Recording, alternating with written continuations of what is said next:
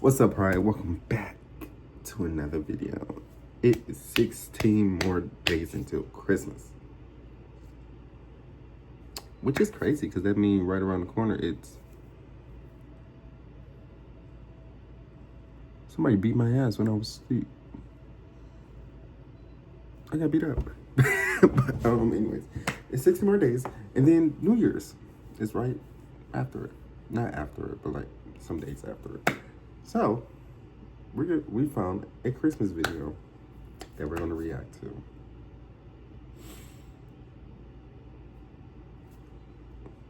My bad, I just got brain fart. Anyways, if you like this video, you know, to like, comment, subscribe, be part of, right? But these are, I think, Christmas deaths or something crazy. And we're gonna watch it together. So let's go. The Santa Claus incineration. On December 24th, 2008, the suburban community of Covina, California gathered for traditional Christmas Eve celebration. Families exchanged gifts and children anticipated Santa's arrival. At one home on Knollcrest Drive, a family hosted their annual holiday party. Among the expected guests was a man dressed as Santa Claus. At approximately 11:30 p.m., a figure dressed in a full Santa Claus costume appeared at the front door carrying what looked like a large wrapped gift. Inside were 9 people, including his ex-wife. Get off the tree. When a girl ran to greet Santa, he raised a 9mm semi-automatic handgun and shot her in the face. She survived, but what followed was methodical slaughter. He stepped inside and began firing at the partygoers. The sound of gunshots was partially masked by Christmas music playing through the house. He moved room to room with calculated precision, shooting his victims at close range. Those who tried to flee were hunted down and executed. But the gunfire was only the beginning. The package he carried contained a homemade pressurized device filled with racing fuel. After the shooting, he unwrapped it and sprayed the flammable liquid throughout the home. The racing fuel ignited instantly. Temperatures reached over 1,000 degrees Fahrenheit within seconds. The house became an inferno. Victims who had survived the gunshots now faced a more agonizing death. Forensic reports later revealed that at least 3 victims were still alive when the fire started. Smoke inhalation and thermal burns became the final cause of death. The fire spread so rapidly that escape was impossible.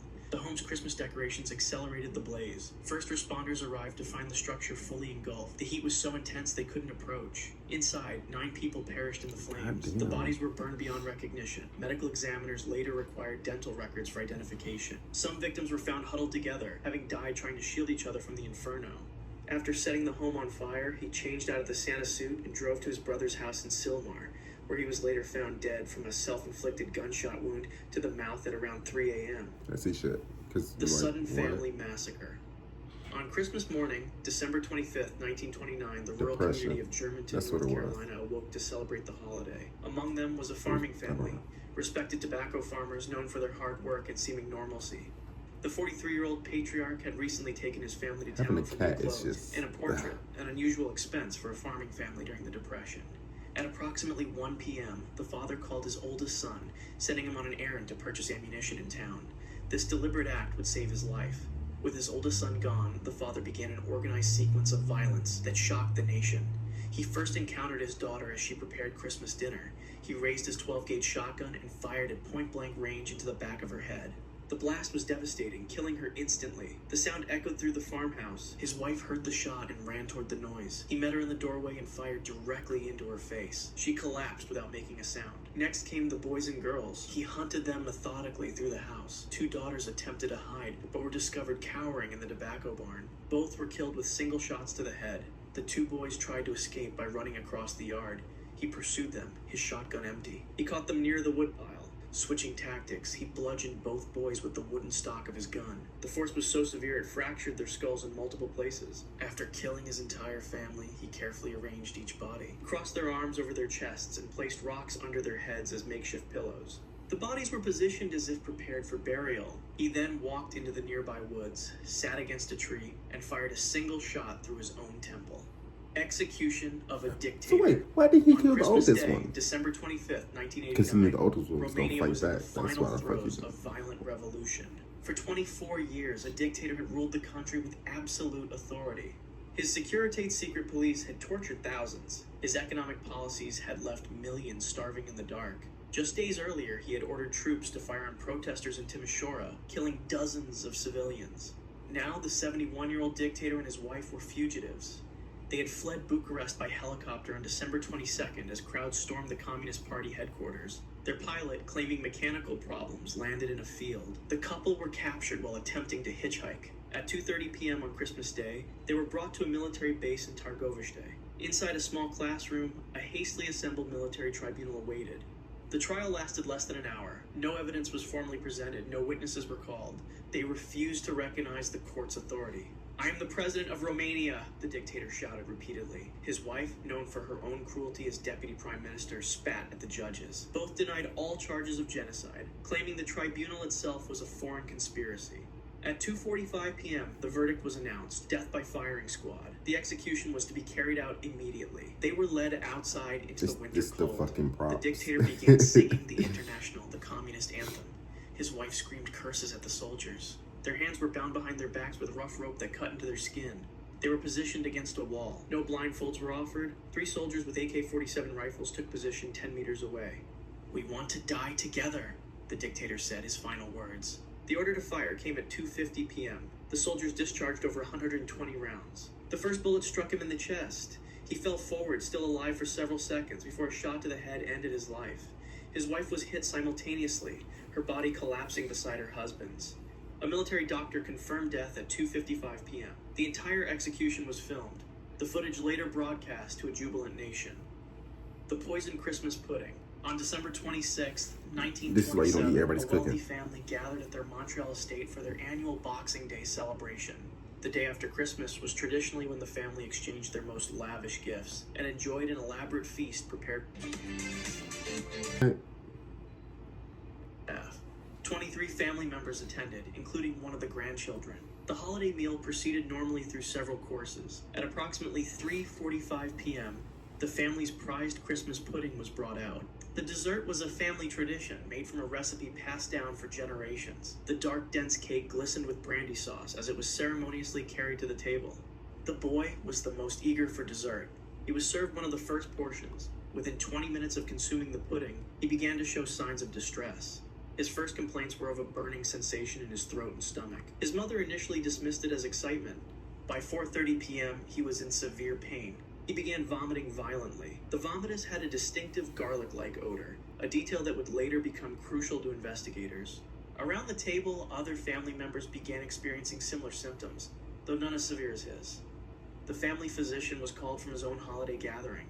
He arrived at 5:15 p.m. to find the boy convulsing. His lips had turned blue. His pulse was rapid and weak. The doctor immediately suspected poisoning and administered activated charcoal, but it was too late.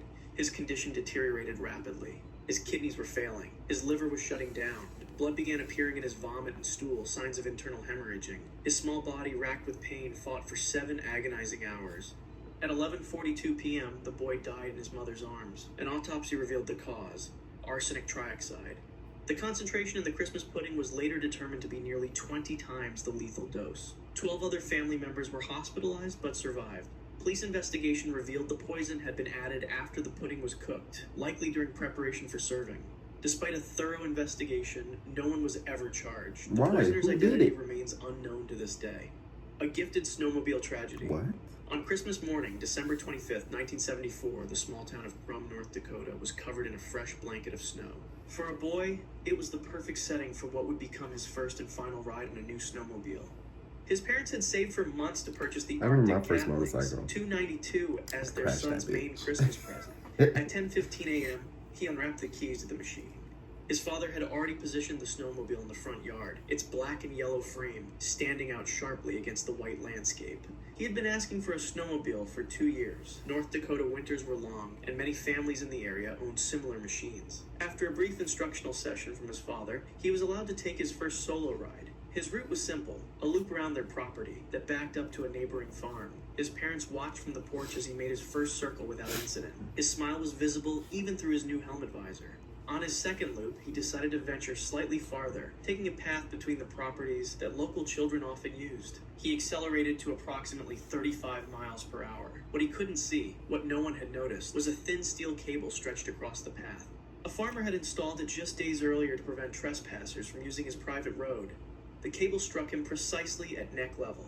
At the speed he was traveling, the impact was devastating. The 3/8-inch steel wire sliced into his throat just above his winter jacket collar. The force nearly decapitated him. The snowmobile continued forward while his body was thrown backward. His father, watching from a distance, saw the snowmobile continue without its rider. He ran toward the scene immediately. When he reached his son, the boy was still conscious. The carotid artery had been severed, and blood was pumping onto the white snow at an alarming rate. His eyes were open, looking directly at his father as he attempted to apply pressure to the wound. By the time emergency services arrived 12 minutes later, the boy had bled to death. The snowmobile, still running, was found 200 yards away. The Christmas morning collision.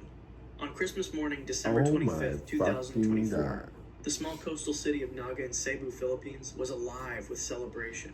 A girl woke early, eager to collect the gifts waiting for her at her grandmother's house just 3 kilometers away. Her family was not wealthy, but Christmas was always special. She had been counting down the days. At 8:15 a.m., the girl climbed onto the family's motorcycle with her parents.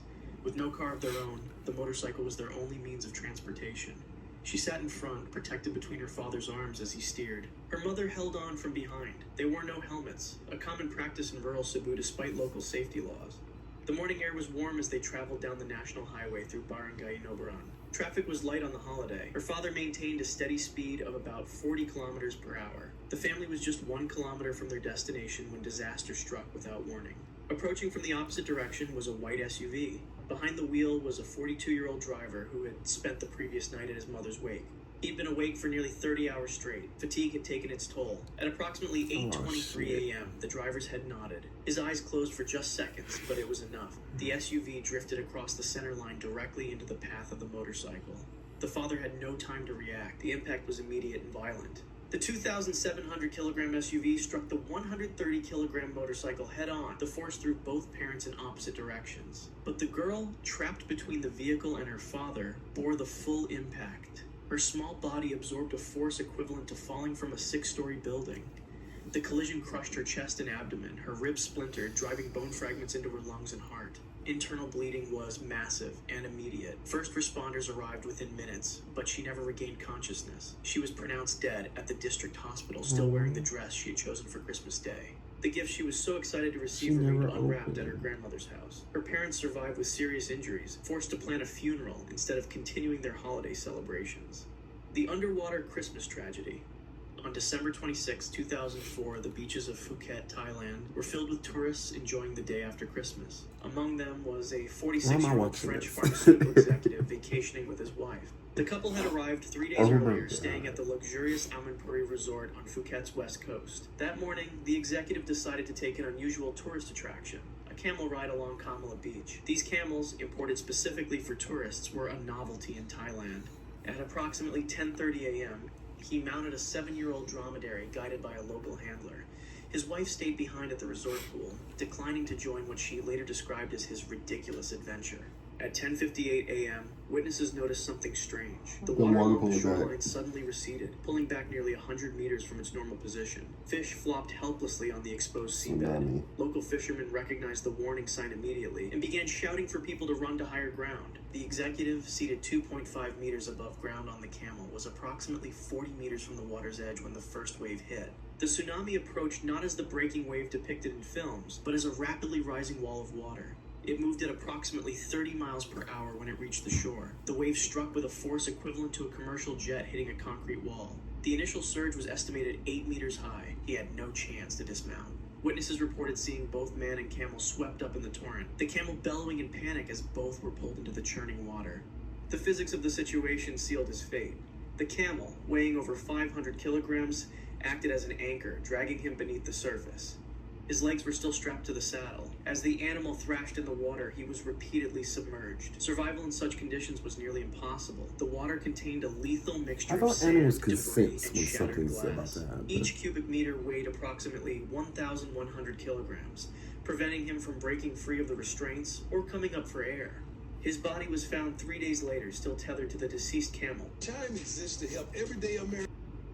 Still tethered to the deceased camel 400 meters inland. The autopsy confirmed death by drowning, with severe trauma to the chest and abdomen.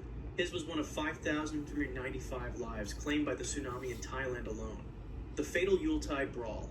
On Christmas night, December 25th, 1895, 1895. the streets of St. Louis were quiet as families celebrated in their homes. I wasn't But in born. a saloon, the atmosphere was I anything wasn't but even thought peaceful. of. The establishment on the corner of 11th and Morgan was known for its rough clientele and late-night gambling. Among those present was a 31-year-old pimp and underworld figure. Not pimp. At approximately 10 p.m., he entered the saloon wearing his trademark Stetson hat and a diamond stick pin. He was well known in St. Louis's sporting district, an area filled with brothels and gambling houses. Also in the saloon that night was a 31-year-old levy hand with political connections. The two men knew each other casually. They had shared drinks before. But that night, the conversation turned to politics. The pimp was a staunch Democrat. The levy hand supported the Republicans. As the evening progressed and more whiskey was consumed, the disagreement became heated. At 11:30 p.m., the levy hand reportedly grabbed his Stetson off his head. "You've been talking too much about me," he said, holding the hat away. For the pimp, this was more than a minor insult. The Stetson was a symbol of his status. "I'll kill any man who touches my hat," he had once boasted. "Give me back my hat," he demanded, pulling a .44 caliber Smith & Wesson gun from his coat. The levy hand returned the hat, saying, "You've got your hat back. Now put away that gun." But the pimp had been publicly disrespected. In his world, such an offense demanded a response. "I'm going to kill you," he replied calmly. He aimed the gun at the levy hand's abdomen and pulled the trigger. The single shot pierced his stomach and exited through his back. The levy hand crumpled to the floor, clutching his midsection as blood spread across his white shirt. "Stack, you've shot me," he gasped. His final words were reportedly, "I don't want to die," but the wound was fatal. The bullet had torn through his stomach, liver, and intestines. Emergency surgery was attempted at City Hospital, but he died at 3 a.m. on December 26th. As he took his final breath, a uniquely American legend was born. The incident would be immortalized in the folk song Stackoly, later known as Staggerly, recorded hundreds of times over the next century. If you want to see more videos like this, click the... He's famous off of that. That's crazy. That's insane. This is the shit I watch. I am hooked on all of his videos now. And you're about to get hooked too, because that's all you're about to watch. But, I'm shook. The first 5 got me. Because, anyways. That's all for this video. If you like this video, you know what to do. And you already know you're going to catch me in the next one, because you're going to hit that like, you're going to hit that subscribe, and you're going to share this video. Because why not? What else you got to do? It's about to be 2026. Anyways.